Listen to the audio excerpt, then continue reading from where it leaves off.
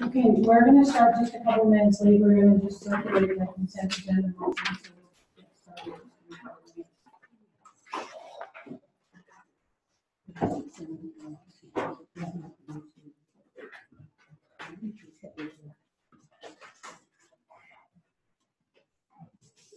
So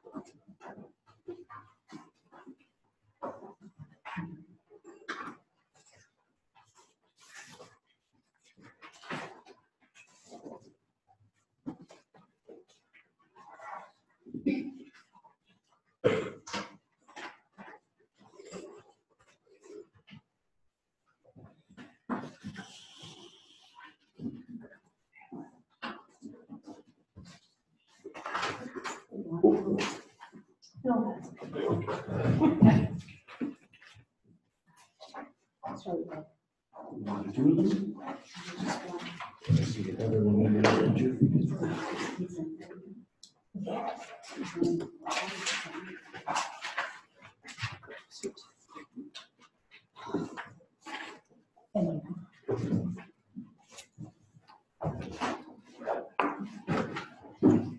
Extra one.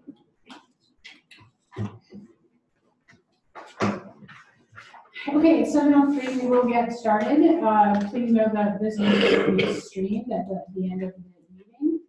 Is there any disclosure of pecuniary interest or general nature thereof? Okay, seeing none, we will go on to a public hearing. So under section 34 of the Planning Act, public hearing is being held to consider proposed zoning bylaw amendment for the following property. The applicant is Canadian Tire Properties Inc. at 801 Center Street. And the purpose of the proposed zoning bylaw amendment is to rezone the affected property from the highway commercial, which is C2 zone, to the highway commercial special exception 7 zone in order to permit a reduction in the number of required parking spaces and include provisions regarding a permanent garden center. The effect of the proposed amendment will permit the establishment of a new fast food restaurant and a permanent garden center on property. Okay, we have Sarah Burrow here from Richards. See if there's any questions. She can speak to that. Okay. If there's anyone here, And then questions. Okay, so is there any questions from the public on this application? Okay, seeing none, we're going to. Are we going to do that now or are we going to go into the motion? Okay, so yes, Sarah, you can give us a little bit of background now. Over here. Yeah, okay. So as mentioned, the application at hand was for Canadian Tire Properties Inc. for a reduction in the number of required parking spaces at the property at 801 Center Street to facilitate the development of a fast food restaurant on the property. With the installation of the restaurant, that would become a number of parking spaces on site would be removed, and so the applicant has asked for a reduction. We reviewed the application. They've also submitted a site plan with the application, which we're in the process of reviewing. And through the review of that site plan, there was discussion around the permanent location of the garden center, which is currently on the property. So through our review, we've not only recommended approval of the reduction to the number of required parking spaces. We do feel that this is appropriate, and I can get more into the policy if you'd like. But also through the review of the site plan, we recommended a few measures to be included in this amending zoning bylaw to deal with the garden center if it is to be there on a permanent basis. With respect to the garden center, I would just note that it's not going, my understanding is it's not going to be an operation year round. It's more for the storage of materials on site, kind of in the existing enclosure. So any structures that would be there year round would need to have the requisite building permit, so the appropriate ones to allow those structures to be there on a year round basis. And we've recommended some screening as well. So it's not just going to be a chain link fence that you can see from the road, but we've recommended the installation of some landscaping there. Would you like me to talk at all about the policy aspect behind the reduction in parking? We do feel like it's consistent with the provincial policy statement and the Northern Growth Plan. We do feel that the application conforms to the town's official plan, so we do feel that the request to reduce the number of parking spaces is appropriate and can be recommended for approval. The applicant has also submitted a parking justification study to show that. And so again, we feel it can be recommended for approval. Good. Okay. Any other questions or any questions from council? Just the one. I realize you took these readings from like a sale, right? Like when I say sale, I mean these were like you were finding out the amount of number of cars or something by how much money you took in that month or something in October. I know you also mentioned a few spots where you had actually seen the vehicles, 70 vehicles there. I was looking for my notes, I can't find it. But yeah, does summer bother you at all? So I believe what you're referring to perhaps is the parking justification report that was submitted by the applicant. Mm-hmm. So they had a traffic engineer prepare a report for them. As part of that report, they went onto the property, I believe it was during October, to take a look at how many spaces were actually being occupied. We did respond on the town's behalf to question the timing, to say, is that really kind of a representation of accurate representation across the year? And they responded back indicating that they did, so from their traffic engineering professional perspective, that they felt that it was representative of a year-round parking demand for the property. Yeah, I did see that. I was a little concerned about it. So there, I guess just maybe to backtrack a little bit, right now, I believe there's 190 parking spaces on the property, right around kind of the 200 mark. And in the study, it was noted at the period that they had observed it, there were 70 cars at a maximum being parked there. So well over twice the amount of parking is provided right now. What we're recommending in the amending bylaw is to reduce the parking requirement to 140. So that's still twice as many 140 or 154? 152, I believe, is what they've requested. Well, it was 52, and then, yeah. We have recommended 140. That way, if there's kind of give or take here for maybe a cart storage, maybe some snow storage, they're not coming in to say, we need one less parking space. So we have kind of built in a little flexibility there. But that's still 140, still twice as many as what they're experiencing right now at kind of what they've said is a peak time. They also have about 41 spots that they have hidden underneath the garden shelter, right? Yes, and so this number would account for that. Okay, well, it's not included in that though, is it? The 190 something is, yes, but the 140, or sorry, the 152, which is what they have asked for, excludes those spaces underneath the garden center because effectively those aren't available. I was just wondering if worse got to worse, maybe, this could happen. I don't know. I'm just, Okay, thank you. Any other questions? Okay, thank you.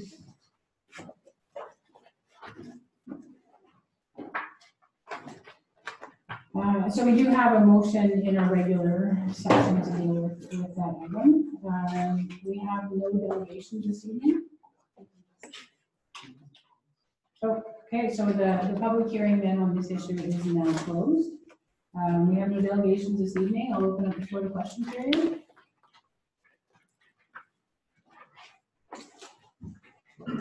Jill, what's the traffic flow to the fast food restaurant? Will they be entering at the lights or the southern exit? Do you have the answer to that, Sarah? There's an exit, isn't there, right at the end where the restaurant is? Well, there's kind of an exit, but you can only go south from that exit. From one, yes.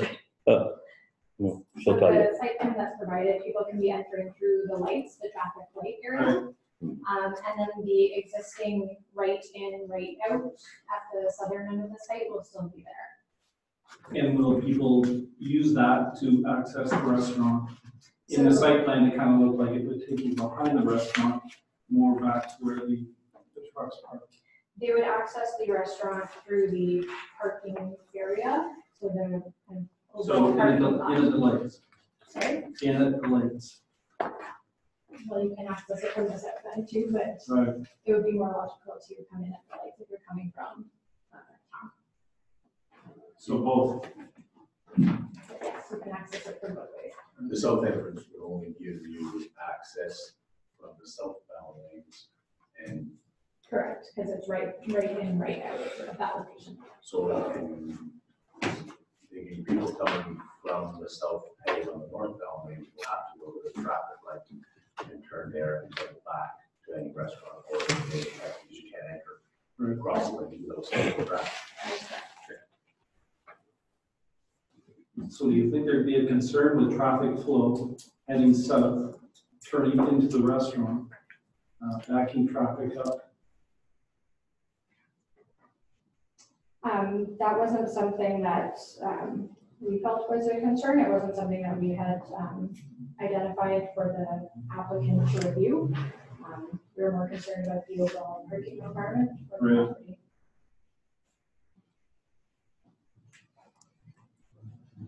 Okay, so the hearing portion is now closed. Can I just make one statement? Yeah, So just so you're aware, so this is specifically for the zoning for the parking and for the garden center. The site plan that we will be, bringing forward, working on, we can look at that, we can look at the entrances and what. And Sarah, correct me if I'm wrong, that is the opportunity to do that right at that point. So we're still working on the site plan, and that addresses the access and egress. When will the site plan be finalized? We're hoping, we're still working on it, there's still information that we have. It'll be in the near future, if you want, we can let you know.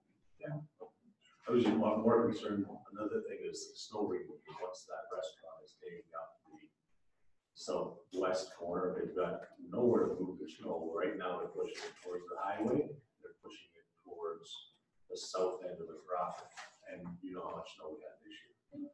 They ran out of room, they're pulling back into the parking lot. Like that, it's gonna be a huge issue, because we've got a restaurant stuck in the south quadrant, southeast corner of that parking lot. We eliminated the area to push the snow. We're gonna have to move it, or Yes, and the site plan does have a section for snow removal as well. It will have, what the expectation is. okay, so I'm going to just make a comment that public hearing portion is closed. If you have additional questions that you wish, you can always contact and follow up. And then the site plan agreement does come to council. Yes. So there'll be a notification on that. There's no public notification, it will be on the agenda. And, Okay, I mean, as these people requested, I'll let them know. okay. So you'll be notified when it comes onto the agenda. So there's no more discussion on the public hearing. And then the question period is typically open for people that have questions about the agenda. Not back to the site plan. So any other questions on the agenda? Okay, so hearing none, we do have a request under section 22 of our procedural bylaw. There is an item with the council's approval, an item that we consider quite important to be put on the agenda. And if you want to speak on that item, Paula? I'd just like to request that council agree to add an item. The item is it has a deadline basically, so there is a bit of an urgency.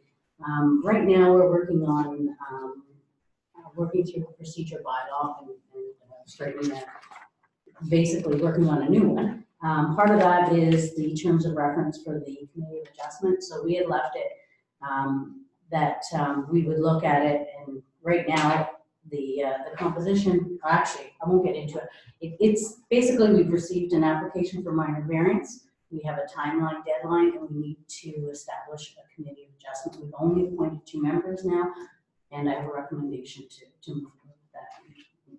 I'd like to add it to the agenda.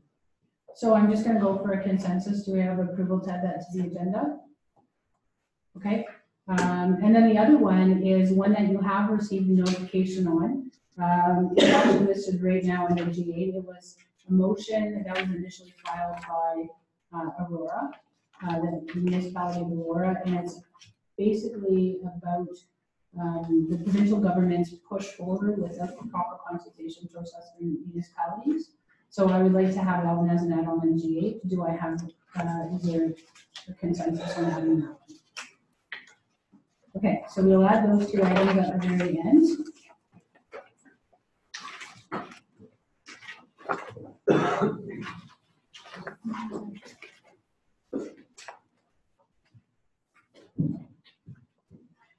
Okay, I have a motion by Councillor Duplessis and seconded by Councillor Foster. Be it resolved that items A1 to F3 inclusive contained in the Part 1 consent agenda be adopted.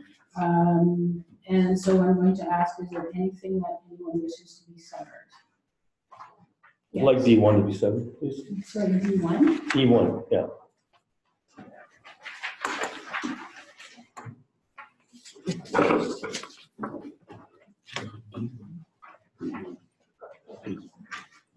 Okay, that's what I heard. So I'm just going to put it out here.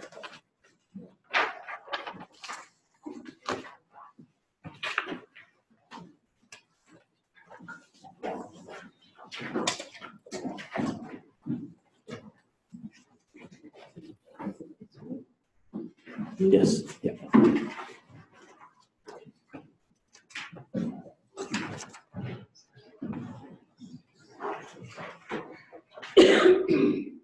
Anything else that anybody else would like severed? Okay, so we need Councillor Duplessis and Councillor Foster's initials contained in the motion to have the item severed.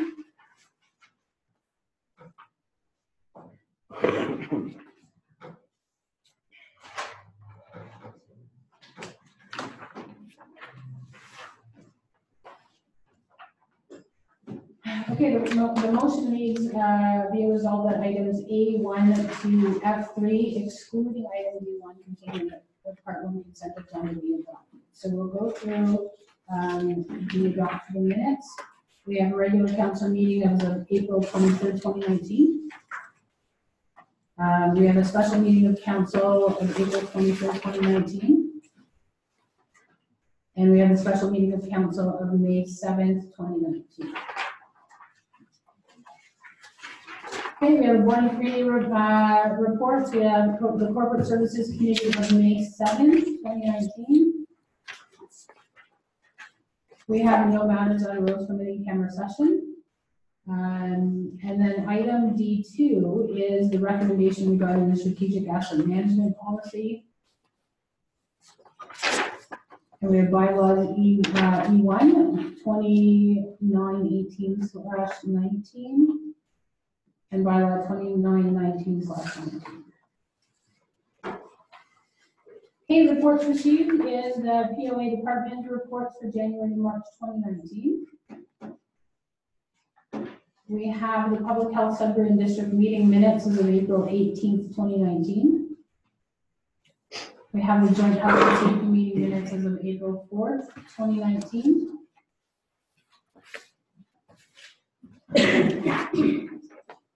Okay, so I'll call the motion and seeing that there is no comments. All in favor?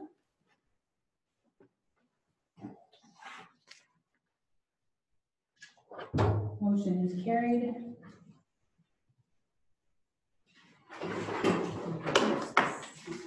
Yeah. So we'll move on to item D1. It was the first one that was severed, and it is moved by Councilor Duplessis, seconded by Councilor Foster. Be it resolved that as recommended by the Corporate Services Committee that council approves the Senate food policy as presented. So Councilor Dufour, you have a good concern, so you may speak first on this issue. Okay, thank you. Just basically just some wording. I don't mind that sense policy, that's fine. Just that I noticed it says the public somehow got involved with this as well. I mean, I don't know why we would say the public. Okay, Councilor Foster, do you want to address that as chair of the committee, or?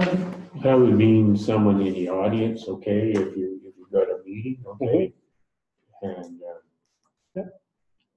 so if we're making the building scent free, okay, there'd be notices up to let the public know, and if someone had a very strong scent, and we actually had someone in the room who was allergic to it, they might be asked to turn around, make sure they don't come back with that next time around. And that's really what That's why we'd be where the asked. public was used. Right. We'd be asked to leave, right? Yeah. Well, not necessarily leave first time, okay? Right.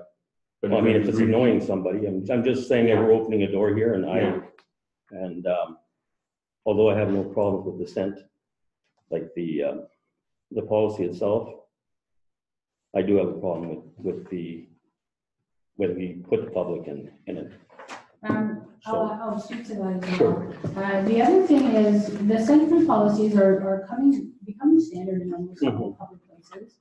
There has been identified that there's a number of people that do suffer from asthma and from allergies and have breathing difficulties. Yes.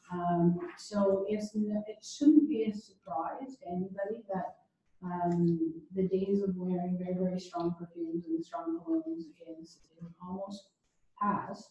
And if we have signs indicating that it's a scent-free area, if someone comes in and is disregarding that signage, we can say, I'm sorry, we're gonna have to ask you to leave. And it doesn't necessarily mean that it happen every time. If somebody is in the room that is known to have some issues or is complaining of that issue, we may take it upon ourselves to ask that person to leave. Now, in the event dealing with the public, all of our municipal staff will know how to approach that. And then in terms of dealing with it, somebody on council would be somebody that I wouldn't necessarily speak with, and it would just be a cordial conversation and say, okay, you wear a particular scent that is bothersome to somebody, please refrain wearing it. Okay, in the event of it's a municipal employee, that would fall on Cynthia's shoulders to have that chat, or potentially a department manager to have that chat with that employee. Yeah, I'm pretty sure we would treat it responsibly. Yeah. Like I said, I have no problem with it. It was just I was a little concerned about where it picked out, public citizens. Okay, so the notice, we had made a wording change on the notice, and we see how public notice has been rectified. Do we have the updated one? Yeah, this is the update. Okay. I just wanted to check that. No other comments?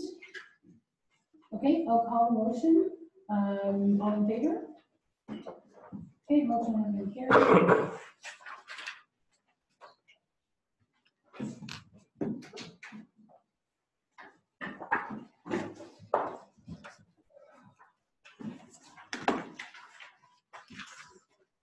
Okay, so we have our regular motions. The first one is item G1, the recommendation regarding the zoning bylaw agreement. I will need a mover and a seconder for that. Or I'll actually not know anything. Can I go down again? Yeah. Maybe I'll end up doing it. Need a basket. We'll have to make sure the table gets pulled up. Oh, yeah, right. It's true. This one.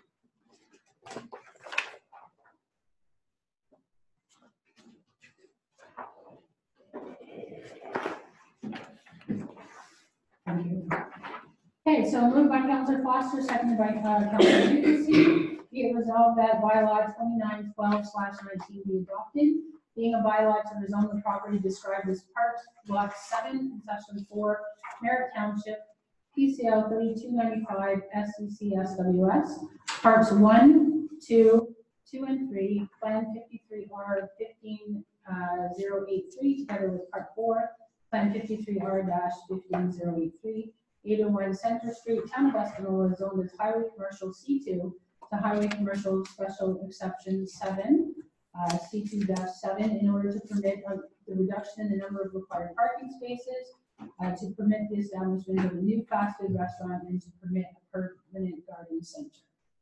I'll open the floor to discussion. Any additional discussion? Okay, seeing none, I'll call the motion. All in favor? Okay, that's carried.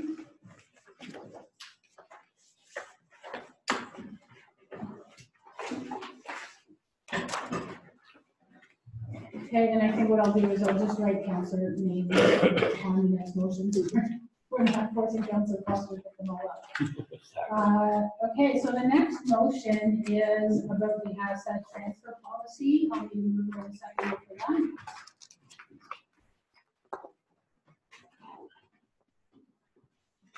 Okay, moved by Councillor Foster.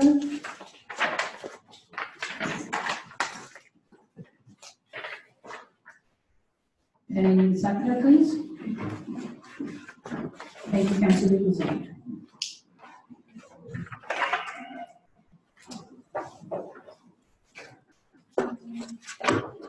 Okay, the motion may be resolved that bylaw number 2913/19 be adopted, being a bylaw to adopt an asset transfer policy, and policy DO2-01878 be adopted, being a policy to establish an asset transfer policy. Okay, so we're adopting the bylaw and the policy that goes with it. So I'll open up the floor to questions or comments. Yes, Councilor Report. Yes. I lost my notes. However, I believe I had written on that Councillor Foster and I were actually looking for some paperwork from a lawyer, and it was passed that night. In fact, I had even the wording Yes. paraphrased, of course, but still. And well, I haven't noticed anything to make me want to vote for this. Okay, I'll speak to that. If there's anything that I missed, I'll ask Margaret to add to that.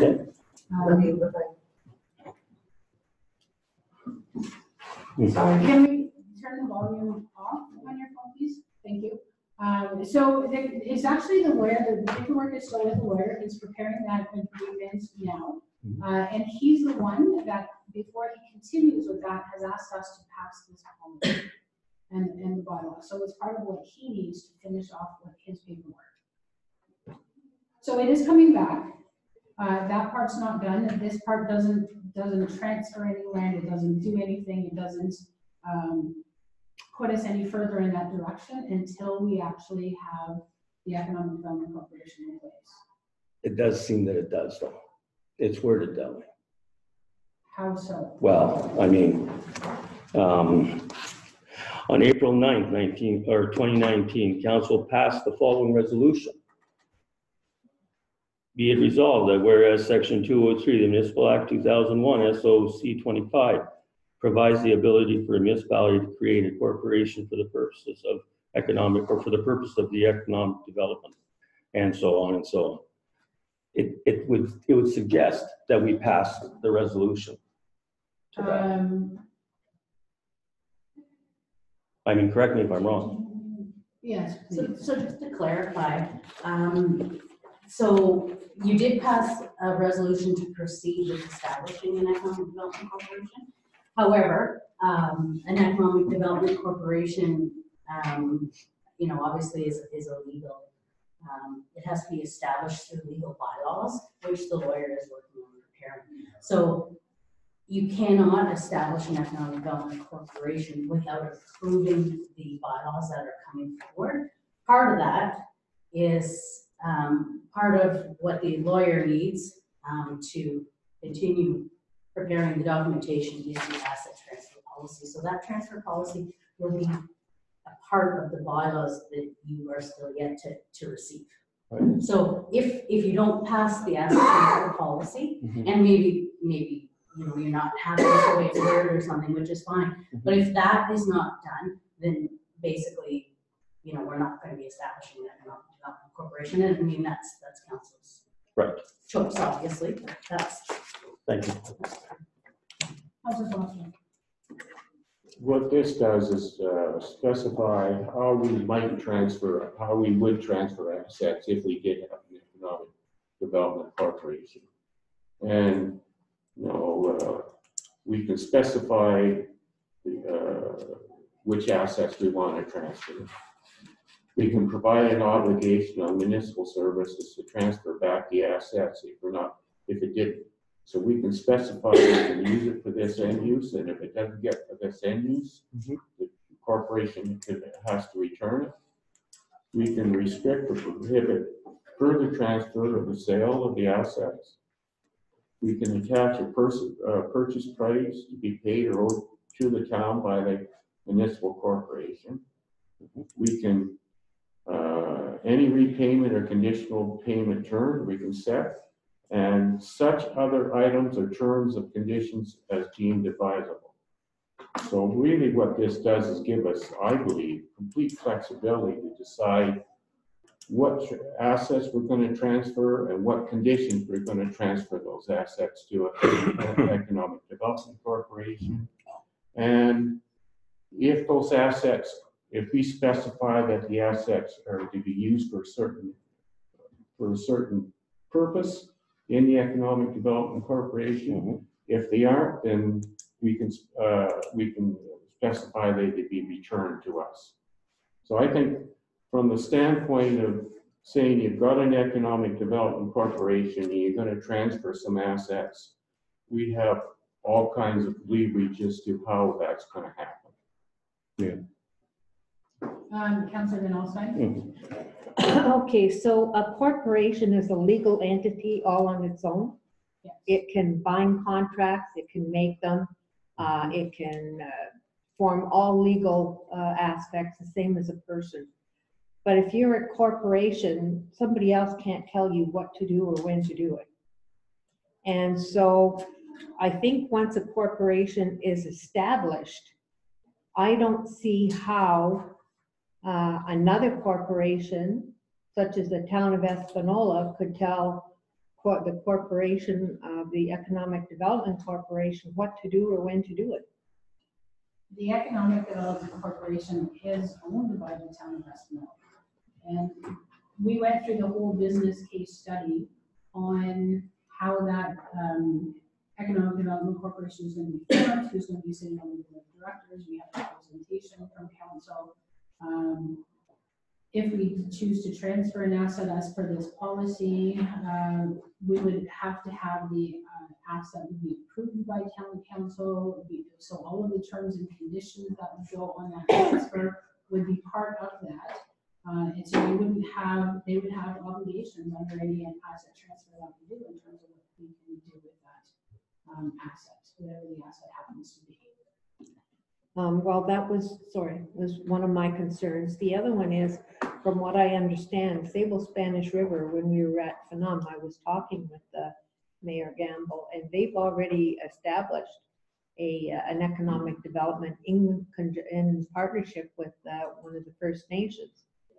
Like, I would like to see the money that we could potentially be getting trying to work in. I thought he was saying at the La Plush Foothills that they were looking at a joint venture in economic development. I would like to see something like that proceed first, because like we've had an economic development officer, like I haven't seen any report as to what economic development has been brought into the town in the last 4 or 5 years, or what we're working on, or anything. I'd like to have more information on that before I look at starting another corporation. Okay, so I'm gonna answer a couple of them. We have someone that has a very small part-time role in economic development. We don't have a full-time economic development officer in the corporation. We've also had a number of meetings in the past stated the requirement in terms of why we're looking at this economic development corporation. It's something that we need going forward. So we need to we're following the process. We've already approved that in principle, so I don't think we're going back on those decisions. They've already been passed by council.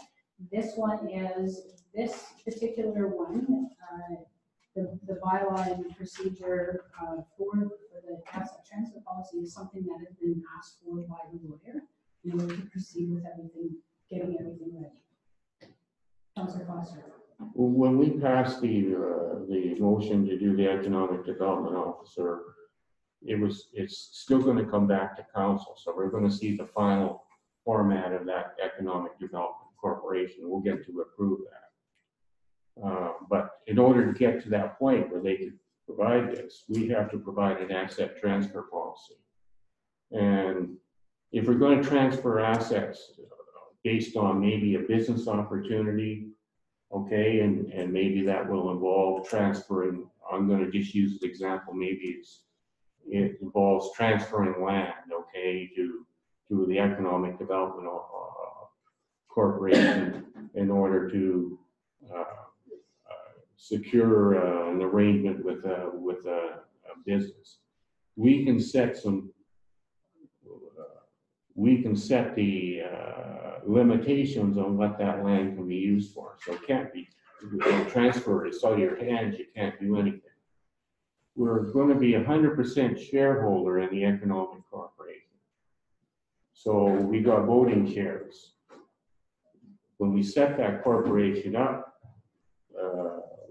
no, before that is actually set up, we're going to see what the lawyers provided, and we may go back to the lawyer and say, we want some safeguards in here that certain size, I'll use an example, maybe certain size projects have to have all the shareholders vote on it. If we have 100% shareholders, account town's 100% shareholder, then we might then be able to do something about that.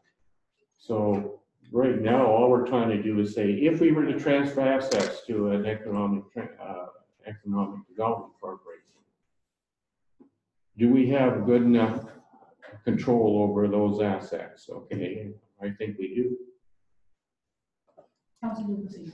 I think council has fears after we pass that policy that, when we look into it and we research more, and it's very rare for a small town to have an economic development corporation because of the costs. And I think that's one of the council's big fear is the cost and possibly not controlling the cost. We can interpret this stuff, but that doesn't mean anything to me. I'd have to speak to a lawyer and tell me what is the advantages for Espanola. Some places have their own committees that act as some kind of a corporation, or their own committee. They don't need a corporation. Small towns, I don't know if that's true or rhetoric on the website. I would like to have answers, legal answers, instead of are we going to keep going down the road and we're not getting any answers till the end. Then we're going to ask those questions, as Bill said. Are we having are we allowed to have a 100% say? Is that our responsibility? Can we put that in there? That's the fears of council. I have that fear myself. Councilor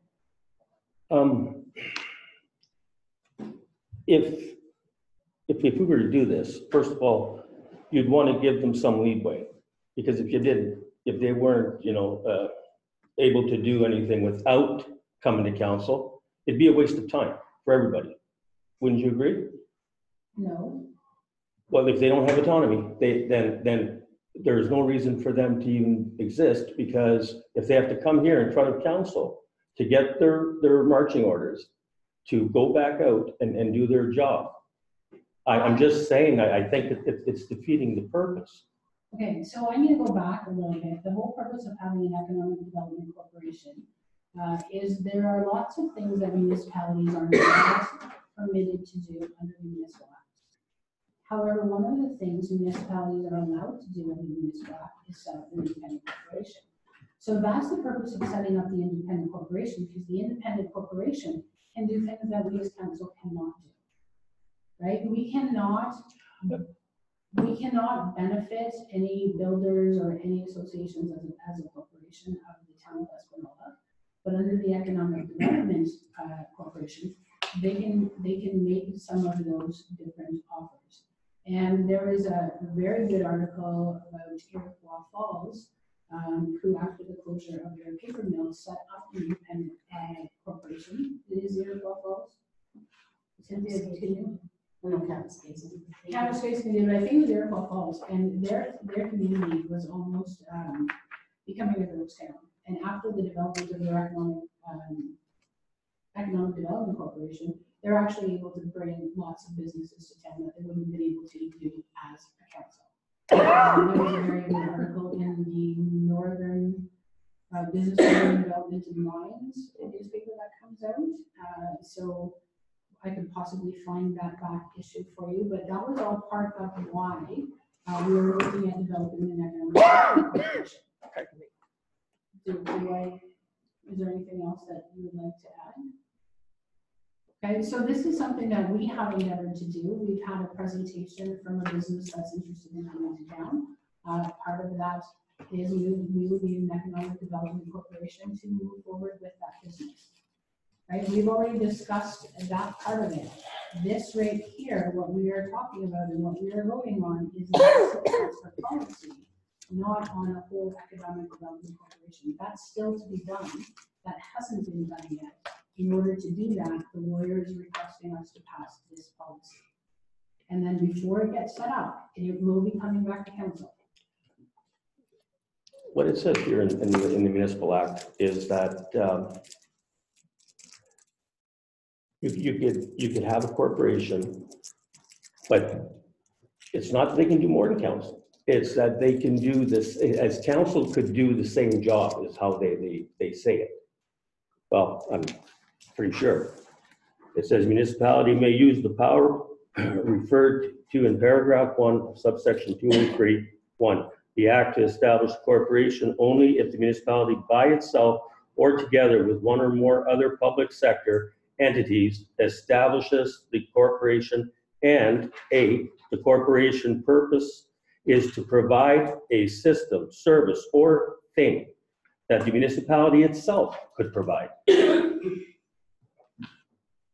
you have anything to I add? don't have the municipal act in front of me. This regulation is just part and parcel of form, an economic development corporation. It's not the provision, it's not the limitations that the municipality has in the municipal act. You know.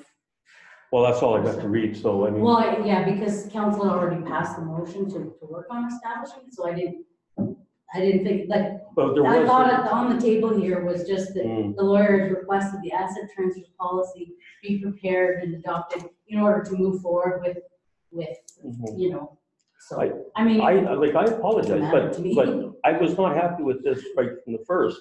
And of course, Councillor Foster, you might be okay with it now, but so, I mean, it was always a problem for me, like a little bit, and I'll tell you why, because of the money being spent.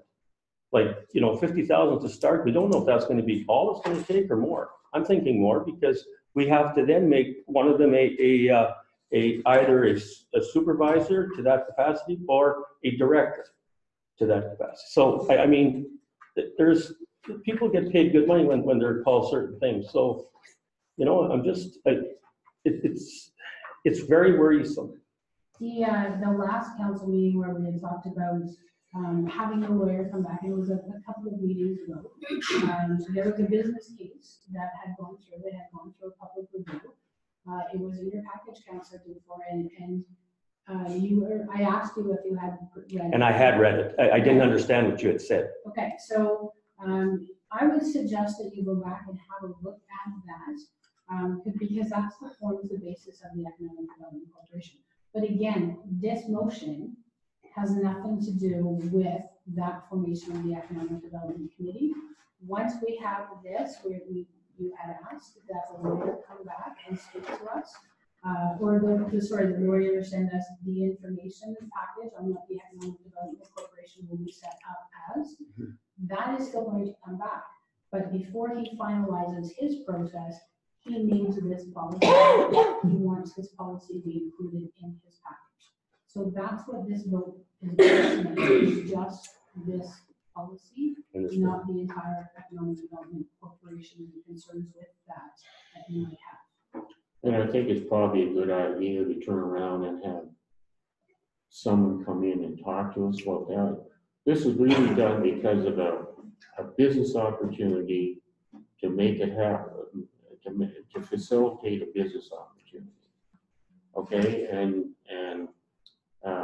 if we want to forget about that business opportunity, we're going to kill it right here if we can't proceed with it, because they can't take advantage of a business opportunity without us having an economic development corporation. Well, sorry. I agree with Bill in the sense, the council is doing, sometimes you have something in front of you and you read it, but until you get into it and it's passed, then you think, well, you know, I have some due diligence here. I have to be satisfied with what is being done here. I understand it. It's not the motion on the table is for the asset policy, but it doesn't hurt to debate issues. It's very important. If we put our foot in the fire and we get burned, well, the council is the one who passed these motions. The council will be the ones that suffer, also the town. But, I do agree with Bill that it's the step towards this opportunity. Okay, so about your comments on it's good to have debate, yes, but the debate should be restricted to the item Yes. that we are passing, the motion. You're right. Yeah. I do agree with you. However, because we have to go through this hoop, I think the lawyer should have been here so that we could have asked him some questions. So then we would have all been happy with maybe the answer. Maybe we wouldn't have been happy. I don't know. But maybe we would have. Right now, because he's not here, I have no one to ask these questions to. And I don't want to put Espanola in a bad spot. Of course I don't. And you don't either. None of us do. No. So I wish we would have had him here. Okay, but again, we're not passing an economic development corporation with this motion. But you did tell me that if this doesn't pass, then that's going to kill the other one. So yes, we are. No, because we can kill the effect, other one at any other point in time. well, sure, but if we don't pass this right now, apparently everything stops until we do pass it. Am I to understand that correctly? Well, yeah, it's on hold. All right. until- It's Thank on- you, Paul. It's on hold I until. mean, this is part of the, establishment. So just one comment, Your Honor. Just, I assume by the language we have in here and the staff report that we have last say that we still have at some point veto. Yes. Well, a vote, not veto, Well, but a a vote vote, yeah. on this, we could defeat it. Councilor Lee. So by passing this tonight, we can set a meeting up with the solicitor to give our questions to him. When the rest of the package is ready, can He you? will present. Yeah, you don't have to pass this tonight. Council at any time can and ask that the lawyer, I had received that request. But anytime we can have the lawyer come and discuss economic development corporations or a specialist in that area. Can we request that for the next meeting? I Or can see what a his subsequent availability is for meeting sure. coming up, so we'll bring the lawyer. I would here. suggest we have a special. I would meeting, appreciate you know? that. Yeah, so we can do that. We could still pass this motion because again, it has nothing to do with the final setup of the economic development corporation. Yeah. But it allows him to do his work to go forward. So potentially when he comes, he will have the package ready to present to us. But if we're holding up his work, he could come and then we're still at that point where he's not ready and we're still dragging our feet on this whole issue. in terms of moving forward. You know, I've done stuff like this before where I voted and I made a mistake. I don't want to do that. So I'm just letting you know. Okay, I'm not sure where you see the mistake. No, not right now, but I've done it before, and I've done it. Once you do it, it's too late. It's done. I mean, yes, you can try to rescind it, but I mean, it doesn't always work out for you, right? Or we can still pass this, and if we go through a training session, we can always modify this policy, okay? So you pass it, it doesn't mean that next meeting we can't put a provision or make a modification in the policy. And it doesn't say anything that the lawyer can't come back and say, I also recommend that you have this in your policy, right? Once he has it to have a look at, because right now we don't have a policy, there's nothing he can look at. There's nothing he can give us feedback on. Well, the way this is worded right now, I wouldn't be voting on it. I'm sorry.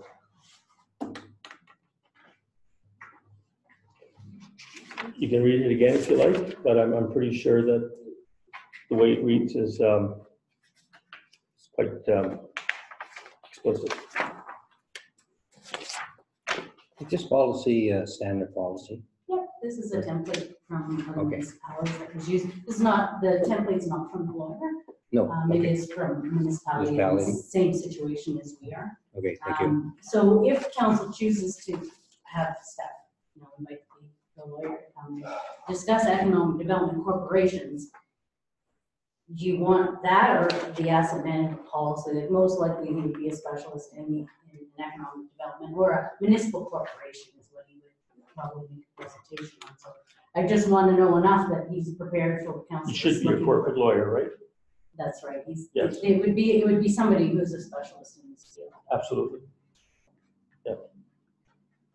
Okay, I see Councilor DeFore's fears. I fundamentally don't have a problem with this at this stage myself. And I'm all right with this. Councilor Using or Councilor Mendelstein? It's not finite yet. Meaning, It's not a done deal. right, the whole economic development. Councilor Mendelstein? I don't have a problem with proceeding, provided the lawyer is going to come back and present what he's doing for us, and we have the opportunity to amend at that Okay. time.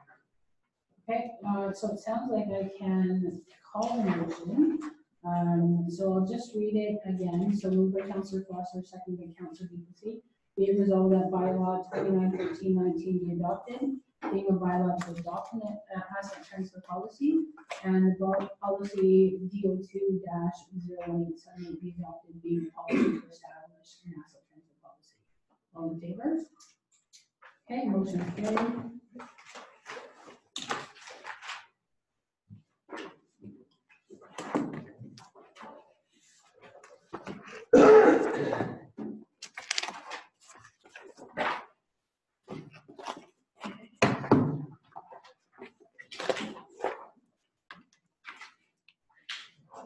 Okay, our next motion. Other than motions.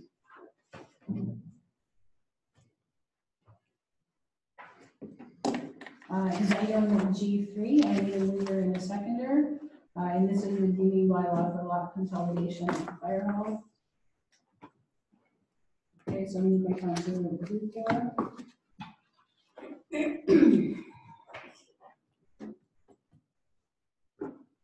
And I need a seconder. Councilor Malott.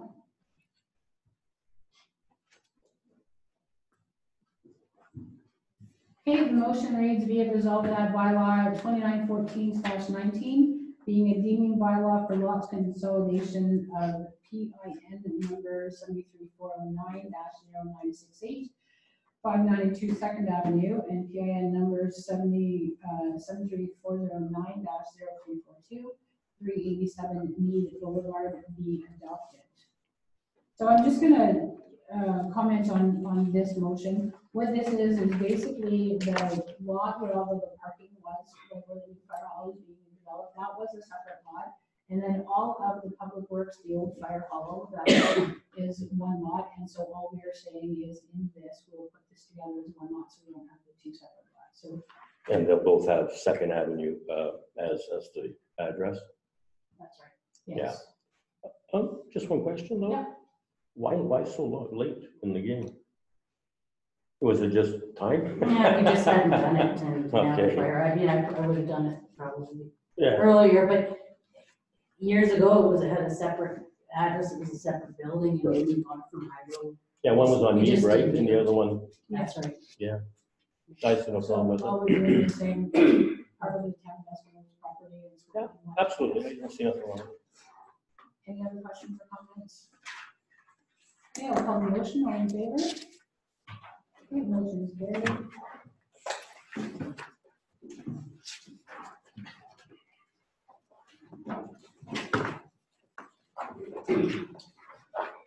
Okay, need a mover and seconder for the next motion with the municipal budget.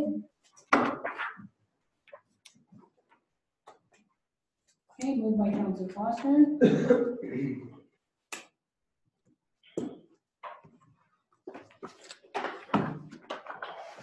And I need a seconder. Councilor Dickinson.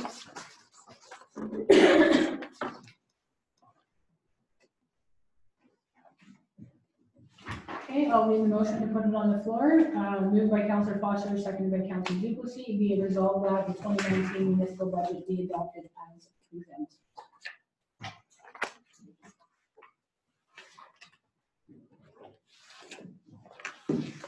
Okay, after the last budget meeting, there was no comments that had come in on the changes that were presented at that time.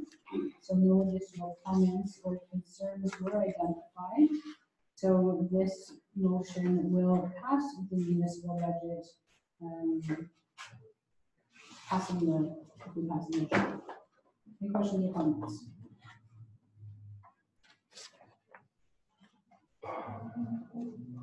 I just have kind of one. Since there's 70 layoffs in at the mill, I'm just not so sure that it's a good idea to increase the taxes at all.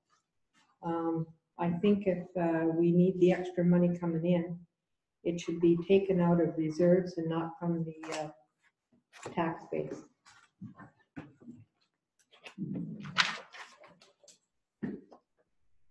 Okay, I'll comment on the layoffs at the mill. The information that we have from Domtar is that those are not layoffs that are in the immediate future. It's going to be handled through attrition over the next 3 to 5 years. So that does not impact this budget. And this is the budget that we had discussed at length since January. Any other comments? Yes, I thought we were getting all of it from the reserve. That's what I actually thought. So I'm just wondering why. What do you mean all of it? Well, I mean, there's going to be some tax to the people, right? Yeah. Yeah. Well, at the last meeting, these are the numbers that we ended up with at the last meeting, so, and we went through various other things, and we asked whether or not, it was about 10 or 15 items, we mentioned whether or not we wanted to do anything with it, and it was sort of left at that, so that's what we agreed on at the last meeting.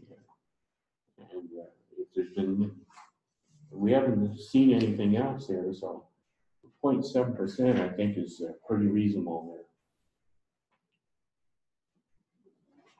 And we started at about 4.5. What is that in relationship to dollars? We'll say for the average one. I think it's 1741. 1741.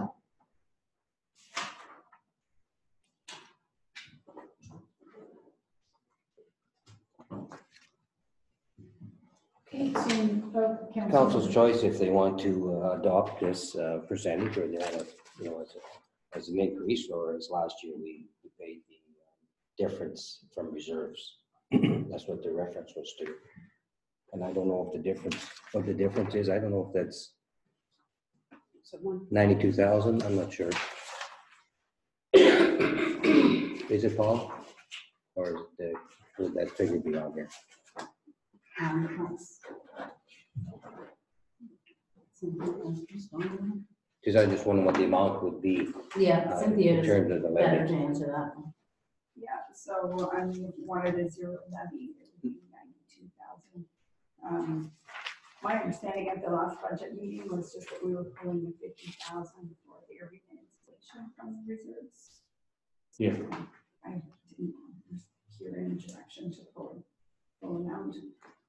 I know our reserves still look healthy, but we do still have to fund the majority of the fire hall from those this year as well.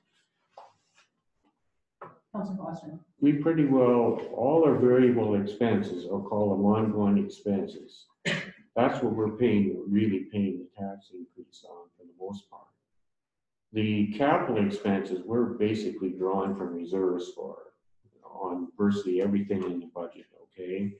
We're either getting grants or capital. So what we're really paying on is, I believe, is the small increases that we have on the variable part of, I'll call it the operating part of the budget, which is all the roads, the sewers, well, not so much the sewers, but maintenance of equipment, buildings, and all the other stuff that are ongoing, okay, not new.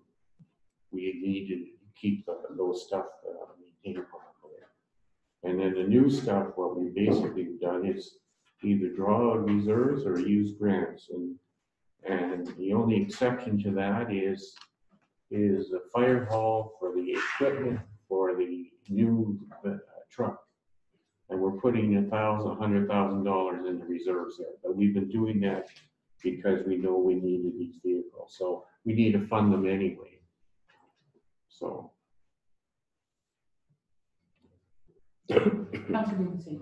The only difference is the town will come into some money we're going to save on the police costing, as the chair mentioned that budget, and also that even the report says possibly this year or early next year that we will be finalize the sale of Eskimo Hydro.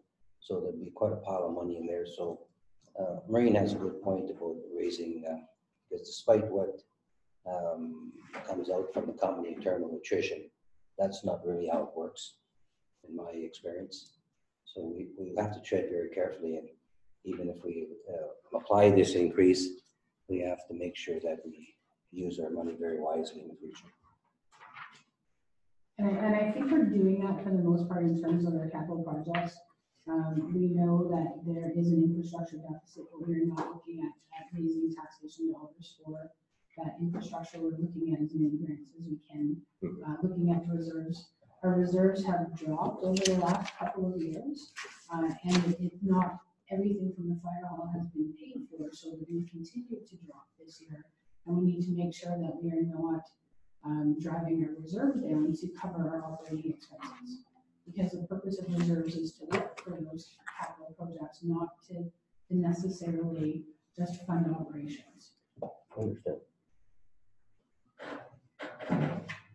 Okay, seeing no other questions or comments, I will call the motion. So be it resolved that the 2019 municipal budget be adopted as presented. All in favor? Okay, motion is carried.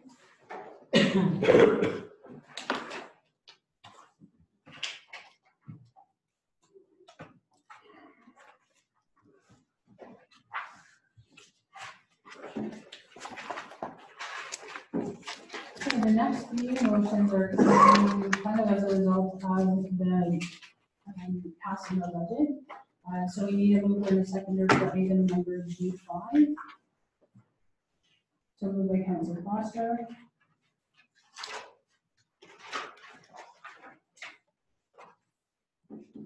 And seconder, Councilor Van Alstyne.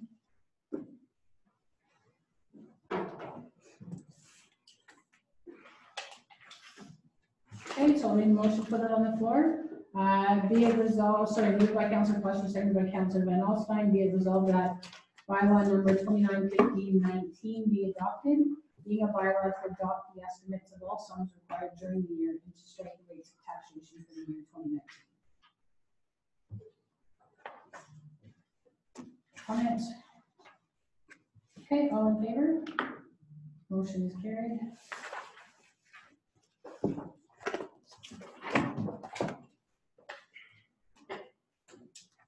Okay, item G6, the tax ratios, I need to move on a second there. Moved by Councilor Van Alstyne.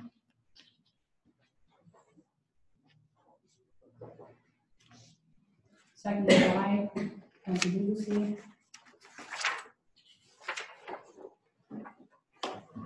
Okay, the motion made and moved by Councilor Van Alstyne, seconded by Councilor Dubuque, be it resolved that bylaw 291619 be adopted, being a bylaw to establish tax ratios for the prescribed property classes. Comments or questions? I have one. Okay. I'm pretty sure I understand where this is going, but can somebody give me a little bit of an explanation, just in case I'm in the wrong area? Okay, so the tax ratios are set up that different property classes are taxed differently. And so they have a different percentage of the, everything is paid to residential being one. And then there's limits in terms of what the government allows other classes, asset classes. Oh, it's because it's based on the residential. It's based on Now I residential. understand. Yeah. Okay, that's what I needed. So from that point, then you go with your multiplexes and whatever. Absolutely. Okay, I see. Industrial versus Yep. commercial. Gotcha. And those are pretty much prescribed to kind of optimize the rates between different classes. And there's a limits in terms of what you can set. That's right. I've noticed that. I read Yeah. it. This motion actually is one that comes every year that the budget gets passed. Yeah. Like the few motions are in that. It's just part of the process. Yes. Thank you. Okay. So I'll call the motion. All in favor? Okay, the motion is carried.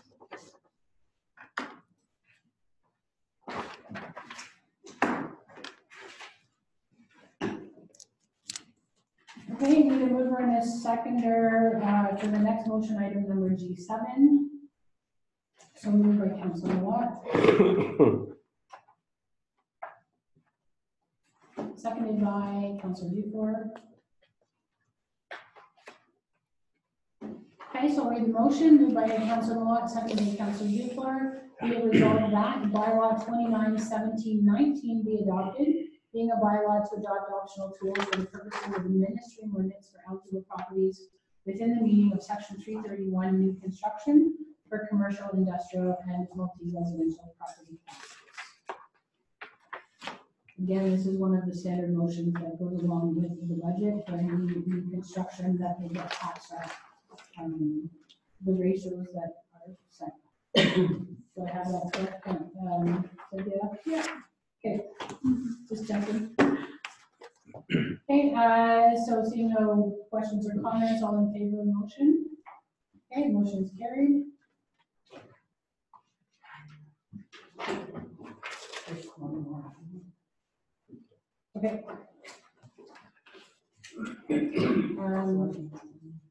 Sure, so we have. We have this is the first add-on, and they're both, in terms of paperwork, they're both numbered G. So we'll do the one that Paula had brought up to us first, about the composition of the terms of reference of the Committee of Adjustment. So I need a mover and a seconder for that motion. Okay, so Councilor Millard. And a seconder? Councilor Foster.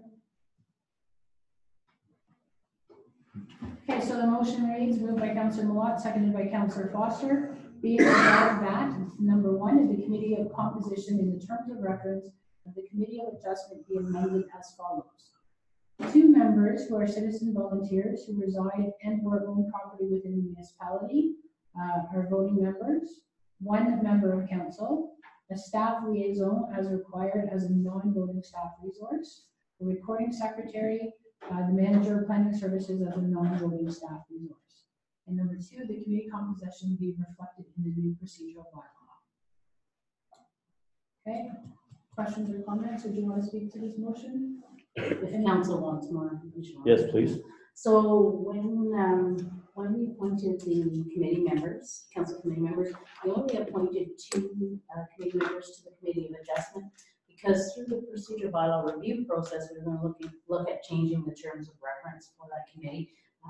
Because it deals with the land use planning, you know, it's difficult, there's a lot of training involved, and so we thought if the discussion of the day was that if we appoint a counselor as well with two residents, it might be, the committee might be more well-served. It is hard to keep that committee, and it's hard to get volunteers on it. So the thing is, that committee deals with minor variance applications, and we've received one. We don't get that many. Sometimes we can go 2 or 3 years without receiving one, and all of a sudden we get a number of them. But under the Planning Act, there is a time limit once we receive an application, so we have to act on it. And when we started the review process of the procedure bylaw, I assumed that we may be through it at this point, but we're not. So temporarily, we need to appoint a committee. Oh, I see. Okay, I understand that. Thank you. Any other questions or comments? Okay, so I'll call the motion, all in favor?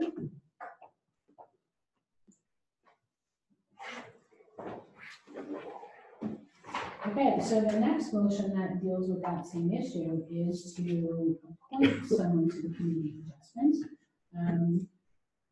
Is there any volunteers for that? I'm sad on it. Oh, would you be interested in sitting on it again? Thing is, though, I work, right? So it would have to be a Monday, Tuesday. And that's how we tried to schedule them, yeah. Yes. Okay, is there any other people that are volunteering besides Councilor Malott, or is it one of those cases where, oh, someone has their name down, we're all good? I've sat on it before in the township of Baldwin, so if Heather can go, that's fine with me. I don't mind being an alternate if she couldn't, but that's all. Okay, I have a little bit of a boo-boo. I need a mover and a seconder for this motion. Okay, so moved by Councilor Dufour. Seconded by Councilor Van Alstyne.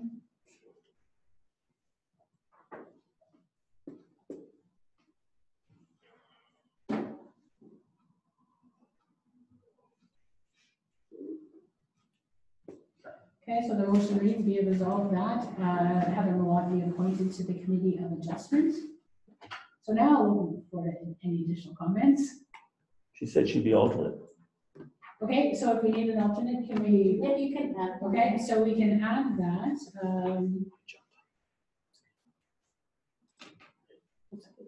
Yeah.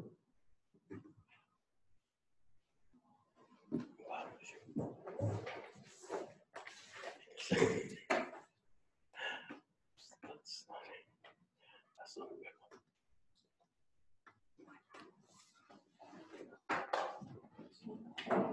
No.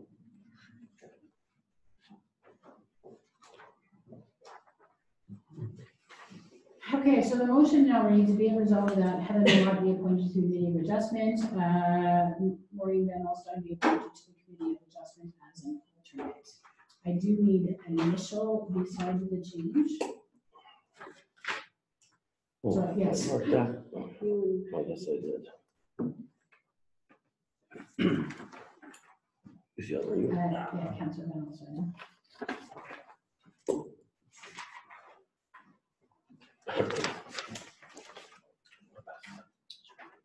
Thank you. So I'll call the motion. All in favor? Okay, carried.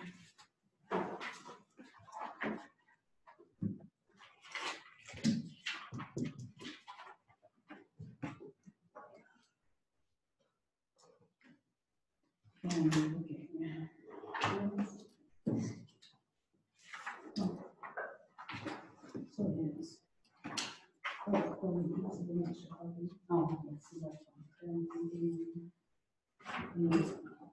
Okay, so the next one is the long motion that I had brought up.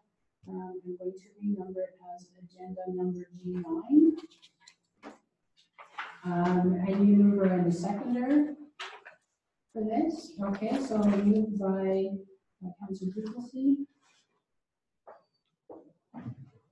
seconded by Councillor Foster. Okay, so the motion reads, be it resolved that whereas the legislation that abolished the OMB and replaced it with the LPAT received unanimous all-party support, and whereas all parties recognize that local governments should have the authority to uphold their provincially approved official plans, to uphold their community-driven planning, and whereas Bill 108 will once again allow an unelected, unaccountable body to make decisions on how our communities will evolve and grow, and whereas on October 21st, 2018, Minister Clark once again signed the MOU with the Association of Municipalities of Ontario and entered into a legally binding agreement recognizing Ontario municipalities as a mature, accountable order of government. And whereas this MOU is enshrined in law as part of the Municipal Act and recognizes that as public policy issues are complex and thus require coordinated responses, the province endorses the principle of regular consultation between Ontario and municipalities in relation to matters of mutual interest. And whereas by signing this agreement, the province made a commitment to cooperating with its municipal governments in considering new legislation or regulations that will have a municipal impact. And whereas Bill 108 will impact 15 different acts: the Cannabis Control Act 2017, Conservation Authority Act, Development Charges Act, Education Act, Endangered Species Act 2007, the entire Environmental Assessment Act, Environmental Protection Act, the Labor Relations Act of 1995, the Local Planning Appeals Tribunal Act of 2017, the Municipal Act of 2001, the Occupational Health and Safety Act, the Ontario Heritage Act, the Ontario Water Resources Act, Planning Act, the Workplace Safety and Insurance Act of 1997. Now therefore, be it hereby resolved that the Council for the Town of Escanola oppose Bill 108, which in its current state will have negative consequences on community building and proper planning. And be it resolved that the Council for the Town of Escanola call upon the Government of Ontario to halt the legislative advancement of Bill 108 to enable fulsome consultation with municipalities, to ensure that its objectives for sound decision-making for housing growth that meets local needs will be reasonably achieved. And be it further resolved that a copy of this motion be sent to the Honourable Doug Ford, Premier of Ontario, the Honourable Christine Elliott, Deputy Premier, the Honourable Steve Clark, Minister of Municipal Affairs, and the Honourable Andrea Horvath, Leader of the New Democratic Party, and all MPPs in the province of Ontario. And be it resolved that a copy of this motion be sent to the Association of Municipalities of Ontario and all Ontario municipalities for their consideration. There's no long motion. So I have requested this to be placed on our meeting tonight. This Bill 108 is in the second reading at this point in time. We've received information in terms of correspondence from the municipality of Aurora, requesting that municipalities consider this motion. Bill 108 makes some sweeping changes to 15 different acts, and my experience has been some of these changes are not done in consultation with municipalities. They're just changes that are made, changes that are announced. Sometimes things will affect funding in municipalities and drive things in terms of being funded by municipalities instead of the provincial government. And they're just passed under these bills that are comprehensive in nature. And so I would like us as a council to request Premier Doug Ford to have another look at this motion or this bill that he's doing, and that if he wants to make changes, that he consult with municipalities. We should have a say in terms of changes in costs, changes in structures of government, changes in responsibility. And so I think this motion will just be another voice in the province sending that forward to Premier Ford. Any other questions or comments? It turns the clock back to where it was before we started, okay? With it cutting to land use planning, okay, the appeal system. And so it goes back to where we were, okay? But it also hits a number of other areas. So, the changes that were made here with the previous bill actually were good for us. I And now that some of that Yeah. internal control that we have is gets swept away. Yeah. And taken away with these sweeping changes under some of these bills. Wow, doesn't take much. Okay, I don't see any more hands up for discussion, so I'll call the motion. All in favor? Okay, the motion has been carried.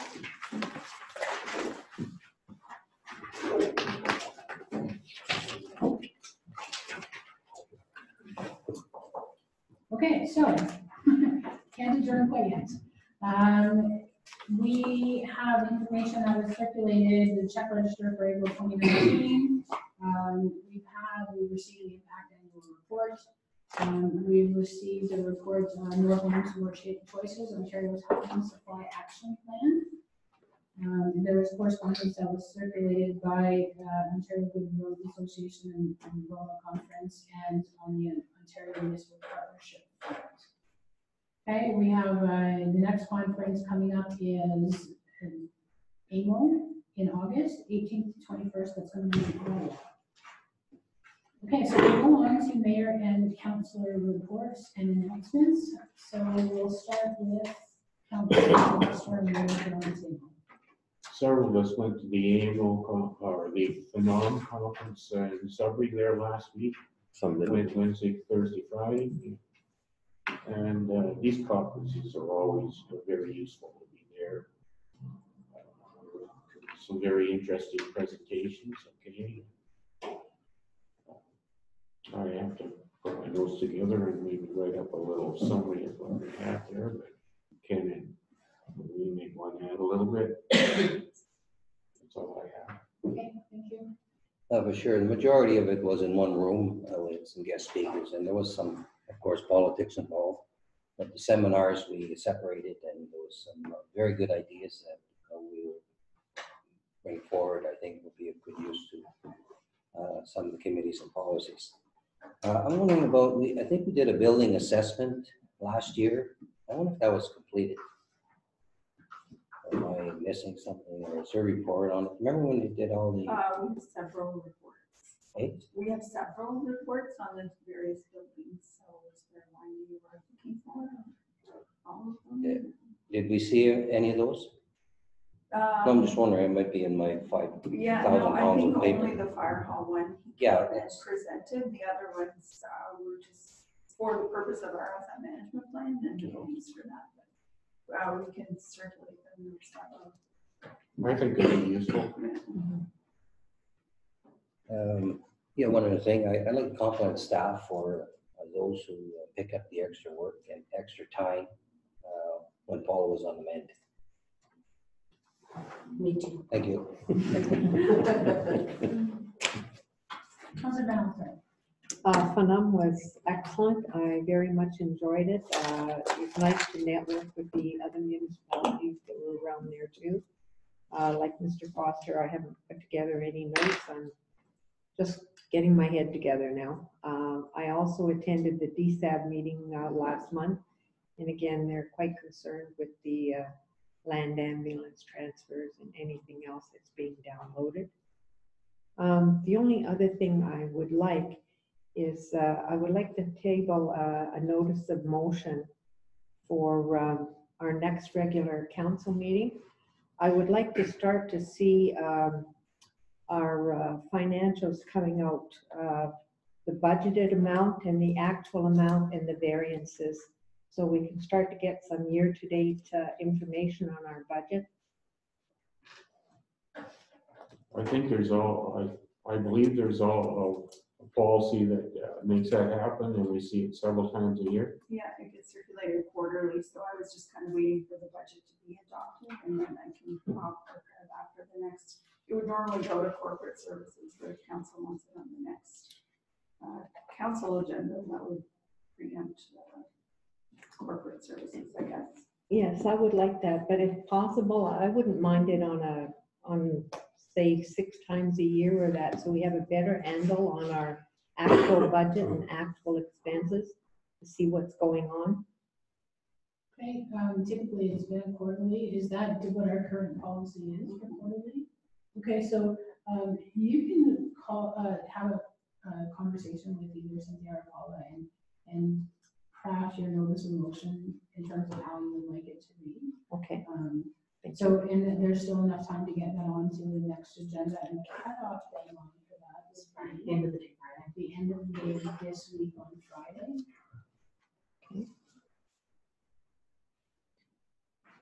And that way, if there's, they can show you what the specific policy is, potentially even look at what report that you would be getting right now. Okay, So you can have that conversation. thank you. Okay, do you have anything else to add? No, that was it. Thank you. Okay, Council Ford? I heard the meeting they went to was really, really well received. I wish I could have went, but I couldn't, so it's too bad. I was looking forward to it. That's all I have. Thank you. Okay, Council Moore. Okay, I have, let me find my front page. Okay, so my report is also very short. I want to bring up that I have received a request today from Councillor Hayden for 1 month medical leave. So I just want a little bit of feedback from all of you as councillors. She's entitled to having up to a 3-month leave from council meetings. But because this is medical, do you want us to pass a resolution, or just I can let her know that we? I don't think so. Okay, because if we wanted a resolution, it can just come at the next council meeting, but if it's. But if her medical condition drags on, then we'll have to make Or sure we worse. bring it forward. Yeah, so she right now in her request has requested. Sure. Okay, the other thing is, for the meetings in July and August, typically we don't have our committee meetings, and our council meetings is scheduled on the second Tuesday of the month. That's historically been what our tradition is. Now, I'm actually scheduled away out of town on both second Tuesdays of August, both July and August. But I'll be in town for the first, third, and fourth weeks of the month. So I'm just letting you know that right now, and I'll be looking at Councillor Foster. If there's a conflict that Councillor Foster and I are both away, we may look at scheduling the meeting on potentially another Tuesday. So I just wanted to let you know that now. One is of my doing, and one is of a family member's doing in terms of scheduling that we having to be away on Tuesday. Okay, I'm glad that we had a number of councillors able to attend FNOM. It's always very useful. I'm glad it was so close this year because it gives us that opportunity to have more people travel to that. Unfortunately, I wasn't able to get the additional time off my other employment. So I wasn't able to go to that, but I'm still going to look at potentially changing it up. So this year I went to Roma, potentially if somebody else is able to go to Roma, then I could go to FNOM next year and take a look at who we have available going to the different conferences, because I think it's always important to get the information that comes out of those workshops. And we're going to have a number of people that will be attending AMO in August. So nice to have that representation at that conference. Okay, that's all I have. So we do have a motion to adjourn. Okay, we have a second for adjournment. Moved by Councilor Dufour. And seconded by Councilor Nelson. We seem to be doing all our motions in certain pairs tonight. Okay, so be it resolved that the regular meeting of council is hereby adjourned at 8:30 p.m. We do have a special meeting of council to follow. All in favor?